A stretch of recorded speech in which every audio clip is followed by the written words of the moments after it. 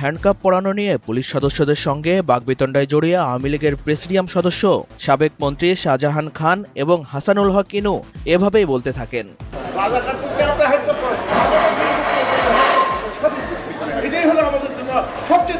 গণহত্যার মামলায় রোববার প্রিজন ভ্যান থেকে নামানোর পর আন্তর্জাতিক অপরাধ ট্রাইব্যুনালের হাজতখানায় নেয়ার সময় এমন এক পরিস্থিতির সৃষ্টি হয়।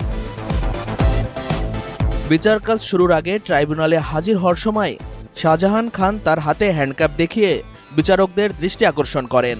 তিনি বলেন, আমি একজন বীর মুক্তিযোদ্ধা, আমাকে হ্যান্ডকাপ পরানো হয়েছে, এটা আমার জন্য অমর্যাদাকর। তার আইনজীবীও এই বিষয়টি আদালতের কাছে তুলে ধরেন। এ সময় ট্রাইব্যুনালের বিচারক কি হয়েছে তা জানতে পুলিশ সদস্যদের ডেকে পাঠান। পুলিশ সদস্য নুরুন নবী ট্রাইব্যুনালকে জানান, পুলিশ সদর দপ্তরের নির্দেশনা অনুযায়ী আসামিদের এভাবে হাজির করা হয়। তখন আরেক পুলিশ সদস্য শহীদুল বলেন, প্রিজন ভ্যান থেকে নামার সময় তাদের রাজাকারের বাচ্চা বলা হয় এবং বলা হয় তাদের দেখে নেব। শহীদুল আরো বলেন, হাসানুল হক ইনু পুলিশ সদস্যদের বলেন, তোদের 14 গোষ্ঠী খেয়ে ফেলব।